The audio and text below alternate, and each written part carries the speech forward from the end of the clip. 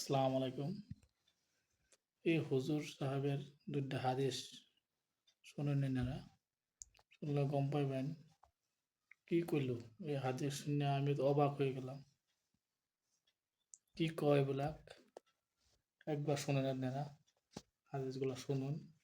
শোনার পরে একটু চিন্তা করতে পারবেন কি বস্তুটা এটা, কি করতাছি আমরা। একবার শুনুন নি আপনারা। খুব ভুল বলেছে। দেখুন, ভিডিওটা বেশি বড় করব না। অনেক বড় ভিডিও আপনারা দেখেন না। আমি একটা হাদিস শোনাই আপনাদেরকে। সহিহ বুখারী, ইসলামিক ফাউন্ডেশন এগুলো সার্চ করলে পেয়ে যাবেন। প্রকাশনীর নাম সহ সার্চ করুন, গুগলে পেয়ে যাবেন। সহিহ বুখারী, ইসলামিক ফাউন্ডেশন ২৬৬ নং হাদিস। মোহাম্মদ ইবনে বাশার রহমতুল্লাহ আলাইহি। আচ্ছা, আনাস ইবনু মালিক রাদিয়াল্লাহু তাআলা আনহু থেকে বর্ণিত, তিনি বলেন, নবী সাল্লাল্লাহু আলাইহি ওয়াসাল্লাম তার স্ত্রীগণের কাছে দিনের বা রাতের কোনো এক সময় পর্যায়ক্রমে মিলিত হতেন। তারা ছিলেন ১১ জন। বর্ণনাকারী বলেন, আমি আনাস রাদিয়াল্লাহু তাআলা আনহুকে জিজ্ঞাসা করলাম, তিনি কি এত শক্তি রাখতেন? তিনি বললেন, আমরা পরস্পর বলাবলি করতাম যে তাকে ৩০ জনের শক্তি দেওয়া হয়েছে। সাঈদ রহমতুল্লাহ আলাই, কাতাদা রহমতুল্লাহ আলাই থেকে বর্ণনা করেন, আনাস রাদিয়াল্লাহু তাআলা আনহু তাদের কাছে হাদিস বর্ণনা প্রসঙ্গে ১১ জনের স্থলে ৯ জন স্ত্রীর কথা বলেছেন। আমি ৯ জন বলি আর ১১ জন বলি, দিনের বা রাতের কোনো একটা সময়ে একজন নবী ১১ জন স্ত্রী সঙ্গে তিনি সহবাস করতেন। আপনি বলুন তো, বর্তমানে কোনো আলেম যদি আমি একটা মসজিদের ইমাম খতিব ছিলাম, আমি যদি আমার ১১ বিবির সঙ্গে রাতের বা দিনের কোনো একটা সময়ে গপাগপ শুরু করি, এটা হাদিসে বর্ণিত হয়, মানুষ জানতে পারে, তখন আপনারা কি বলবেন? এই সমাজ কি বলবে? মিনি পতিতালয় বলবে নিশ্চয়ই। যারা বলবে না তাদের কথা আলাদা। কেউ যদি বলে, এটা কি খুব ভুল হবে, খুব অস্বাভাবিক কিছু হবে? হবে না তো। আচ্ছা, এটা না হয় মানা যায়, ওকে। নবীর সেক্সুয়াল সেক্স পাওয়ার অনেক বেশি ছিল, নবীর অনেক বেশি বেশি লাগতো, ওকে। স্ত্রীর সঙ্গেই তো করেছে নাকি? ও আচ্ছা, আরেকটা কথা, হাদিসটাকে অনেকে ভুল বলতে পারেন, তাই না? জাল হাদিস আছে, ওকে। হাদিসের মান এখানে লেখা আছে সহিহ। বর্ণনাকারী আনাস ইবনে মালিক রাদিয়াল্লাহু তাআলা আনহু। এটা ইসলামিক ফাউন্ডেশনের তর্জমা। এখানে হাদিসের মান সহিহ বলা হয়েছে। কে বলেছে? কোন নাস্তিক? কোন নাস্তিকের হাদিস এটা? হাদিসের মান সহিহ বলেছে ইসলামিক ফাউন্ডেশনের তর্জমার। এখানে ইসলামিক ফাউন্ডেশনের অনেক একটা বোর্ড থাকে, বিজ্ঞ আলেম ওলামা থাকেন, হাদিস বিশারদ থাকেন, আরবি সাহিত্যিক থাকেন। তারা অনেক গবেষণা করে একটা হাদিসের মান নির্ণয় করেন। সেখানে লেখা আছে সহিহ হাদিসটা, ওকে। আর একটা সহিহ হাদিস শোনাই আপনাদেরকে।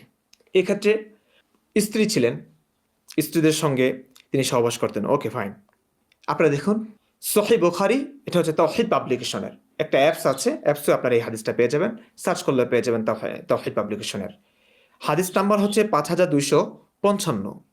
আবু উসাইদ রাদিয়াল্লাহু তাআলা আনহু হতে বর্ণিত, তিনি বলেন, আমরা নবী সাল্লাল্লাহু আলাইহি ওয়াসাল্লামের সঙ্গে বের হয়ে শাওত নামক বাগানের নিকট দিয়ে চলতে চলতে দুটি বাগান পর্যন্ত পৌঁছলাম এবং এই দুটির মাঝে বসলাম। একটু মনোযোগ দিয়ে শুনুন। তখন নবী সাল্লাল্লাহু আলাইহি সাল্লাম বললেন, তোমরা এখানে বসে থাকো। তিনি ভিতরে প্রবেশ করলেন, সাহাবাদেরকে বাইরে রেখে তিনি বাগানের ভিতরে প্রবেশ করলেন। বাগানে কি আছে কি আছে দেখুন। তখন নোমান ইবনে সারাহিলের কন্যা উমাইমার খেজুর বাগান স্থিত ঘরে জাউনিয়াকে আনা হয়। জাউনিয়া একজন নারী, বালিকা, আর তার খিদমতের জন্য ধাত্রীয় ছিল। নবী যখন তার কাছে গিয়ে বললেন, তুমি নিজেকে আমার কাছে সমর্পণ করো। একটা বাগানে একজন নারীকে নবীর সাহাবীরা নিয়ে এসেছে নবীর জন্য। স্ত্রী, দাসী না, কিছুই না, কিছুই না। নবী তাকে বললেন, তুমি নিজেকে আমার কাছে সমর্পণ করো। সমর্পণ বোঝেন তো না? বাঙালি মানুষ, সবাইকে বলছি না, অনেক মানুষ আছে এই শব্দের অর্থটাও জানবে না। মুমিন ভাইরা এমনও হয়। সমর্পণ, আমি যদি এখনকার ভাষায় বলি, তুই নিজের শরীরটা আমার কাছে দে, এটাই। এটাকেই আরবিতে হিবা বলে, বাংলাতে তর্জমা করা হচ্ছে সমর্পণ করো। নবী ওই মেয়েকে, মহিলাকে কিংবা একটা বালিকাকে বলল, তুমি নিজেকে আমার কাছে সমর্পণ করো। তখন সে বলল, ওই নারী বলল, কোনো রাজকুমারী কি কোনো বাজারিয়া ব্যক্তির কাছে নিজেকে সমর্পণ করে? রাবি বলেন, হাদিসের বর্ণনাকারী কে রাবি বলেন, এরপর তিনি তার হাত প্রসারিত করলেন তার শরীরে রাখার জন্য, যাতে সে শান্ত হয়। একজন নারীর শরীরে নারীকে বলেছে, তুই নিজের শরীরটা আমাকে দান কর, সমর্পণ কর। ওই নারী এত বেইজ্জত করেছে নবীকে। কোনো রাজকুমারী কি কোনো বাজারিয়া ব্যক্তির কাছে নিজেকে সমর্পণ করতে পারে?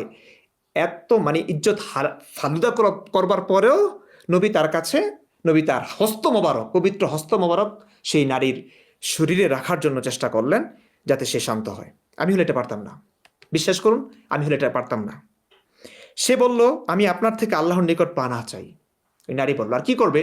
নবী পাওয়ারফুল, অনেক সাহাবীরা বাইরে আছে, একজন নারী খুবই অসহায়। সে বলল, যে আল্লাহর নাম করে আপনি নবীগিরি দেখাচ্ছেন, সে আল্লাহর কাছে, সে আল্লাহর পানাহ চাই। ওকে, আমি আপনার থেকে আল্লাহর নিকট পানাহ চাই। তিনি বললেন, নবী বললেন, তুমি উপযুক্ত সত্তরই আশ্রয় নিয়েছ। এরপর তিনি সাল্লাল্লাহু আলাইহি ওয়াসাল্লাম আমাদের নিকট বেরিয়ে আসলেন এবং বললেন, হে আবু উসাইদ, তাকে দুখানা কাতান কাপড় পরিয়ে দাও এবং তাকে তার পরিবারের নিকট পৌঁছিয়ে দাও। নবী সাহাবেদের মাঝে বের হয়ে আসলেন এবং সাহাবেদেরকে বললেন, আবু উসাইদকে বললেন, তুমি তাকে দুখানা কাতান কাপড় পরিয়ে দাও। কেন? কাপড় পরানোর প্রয়োজন কেন পড়লো? তার মানে ওই নারী নগ্ন ছিল।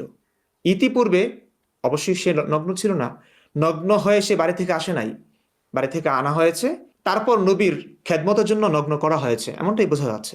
ভিন্ন ব্যাখ্যা হতেও পারে, আপনি দিতে পারেন বোঝামিল, কিন্তু আমার কাছে তাই মনে হচ্ছে। তারপর যা হোক, কাতান কাপড় পরিয়ে দাও এবং তাকে তার পরিবারের নিকট পৌঁছে দাও। হাদিসটা ইসলাম ফাউন্ডেশনের সহিহ বুখারী, বুঝুন তো, হাদিসের মান ইসলাম ফাউন্ডেশন বলছে সহিহ। এটা আমার কথা না, কোনো নাস্তিকের কথা না, আসিফ মহিউদ্দিন, আসাদ, মাসুদ, ইমরান, কারো কথা না ভাই, বিজ্ঞ আলেমদের কথা, হাদিস বিশারদদের কথা, ইসলাম ফাউন্ডেশনের গবেষকদের কথা। তারা এটাকে বলছে হাদিসের মান সহিহ। সহিহ হাদিস তো ইসলামের অন্তর্ভুক্ত, তাই না? এখন আপনি বলুন তো, আপনার বিবেক কি বলছে? একজন নবী বাগানে, তার জন্য একজন নারীকে আনা হয়, সেই নারীকে নগ্ন করা হয়, নবী তার কাছে গিয়ে বলে যে তুই তোর শরীরটা আমাকে দে, নিজেকে আমার কাছে সমর্পণ কর।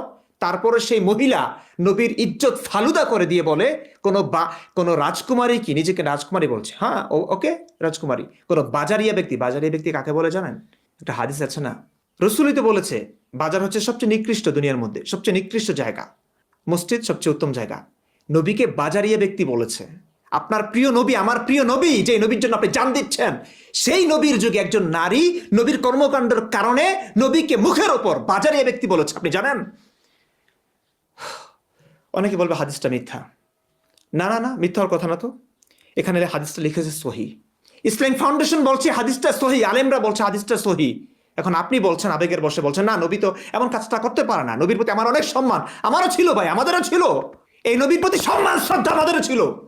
হাফেজ হয়েছি, মাওলানা হয়েছি, মুফতি হয়েছি, কত কষ্ট করে আপনি জানেন।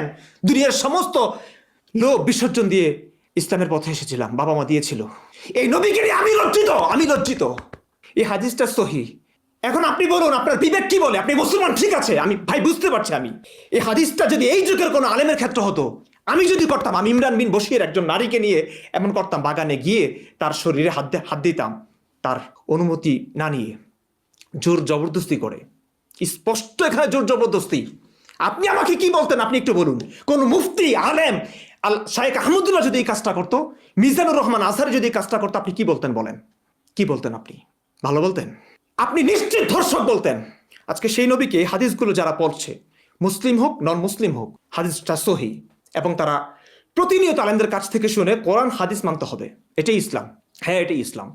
এখন এই হাদিসটাকে যদি আপনি সত্য বলে মনে করেন, রসুল যদি এই কাজটা করে থাকে, আপনি রসুলকে কি বলবেন? ভাই, আমার যে বিবেক আল্লাহ আমাকে দিয়েছে, কিংবা কোনো ঈশ্বর দিয়েছে, এই বিবেক বলছে এটা ধর্ষণ। নবী যে কাজটা করেছে, সারা পৃথিবীর সমস্ত মানুষ বলবে এটা ধর্ষণ। কিছু মানুষ বলছে এই কথাগুলো নিতে পারে না। তারা জানে যে কথাগুলো বললে এই মুমিন, সরল মনা মুমিনটা অনুভূতিতে আঘাত পাবে, মেরে ফেলবে, কেটে ফেলবে। তাই হচ্ছে যত জ্ঞানী গুণী মানুষ যারা ইসলাম নিয়ে গবেষণা করেছে, ইসলাম থেকে সরে গেছে, নবীর এই কর্মকাণ্ডগুলোর কথা তারা নানানভাবে পোস্ট করেছে, জানান দিয়েছে, নিতে পারে না। আর তারা জানে তাদের জানের হুমকি আছে, প্রাণের হুমকি আছে, তারপরেও তারা বলেছে তাদের নৈতিক দায়িত্ব থেকে। আপনি কি বলবেন? আপনার বিবেক কি বলছে? আপনি বলুন। আজকে বলেন যে ইসলাম নিয়ে কেন কথা বলি? ইসলাম সম্পর্কে জানি তাই কথা বলি। আপনি যদি হিন্দু কিংবা অন্য কোনো ধর্ম সম্পর্কে আপনি জানেন, কথা বলুন। তাদের সেই ধর্মের কালো অধ্যায়গুলো যদি আপনার জানা থাকে, আপনি তুলে ধরুন। আমি ইসলাম সম্পর্কে জানি, আমি তুলে ধরছি। কিংবা ধরুন, সব ধর্মেই কিছু খারাপ ব্যাপার আছে, আমি সেগুলো বলছি না কেন? আমি জানি না, প্রথম কথা। দ্বিতীয়ত, যদি আমি গবেষণা করতে পারি, জানতে পারি, বলতে পারি, কিন্তু না, পৃথিবীতে বহু অন্ধবিশ্বাস আছে, থাকবে, কুসংস্কার আছে, থাকবে, কিন্তু এমন একটা কুসংস্কার, যে কুসংস্কারের কারণে 1450 বছর আগের একটা যে কাজটা করেছে, আপনি নিচে বলবেন ধর্ষক। একটা ধর্ষকের জন্য এখনো কিছু তাজা প্রাণ ঝরছে, মায়ের বুক খালি হচ্ছে, একটা মানুষের সমস্ত স্বপ্ন স্তিমিত হয়ে যাচ্ছে। কেন?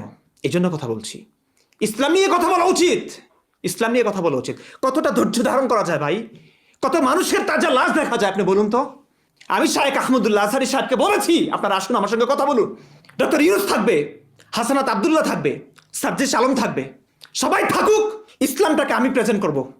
আমি তাদের কাছে কিছু প্রশ্ন রাখবো যে আপনারা যে ইসলাম নিয়ে কোটি কোটি টাকা কামাচ্ছেন, দেশের সরল মনা মানুষকে ডুবিয়ে রাখছেন অন্ধকারে নিজেদের ফায়দার জন্য। চলুন আসুন কথা বলুন আমাদের সঙ্গে। কোরআন হাদিস ছাড়া একটা কথা হবে না, সমস্ত বিষয় সমস্ত কথা কোরআন হাদিসের আলোকে হবে। কই আমি তো এই হাদিস শুনে বহুত অবাক হয়ে গেছি। এরকম হাদিস তো আমি জীবনে শুনছি না। আজকে প্রথম শুনলাম। সহিহ বুখারী হাদিস দেখায়া দিল হুজুরে, দেখায়া সারা বললো। আমি তো অবাক হয়ে গেলাম। আমি তো বহুত চিন্তিত হয়ে গেলাম এই হাদিস শুনে। আমি বহুত চিন্তিত করলাম এই হাদিস দুটা শুনে এটা। সহিহ বুখারী হাদিস, এটা তো হাসা বই। কি কই আমার।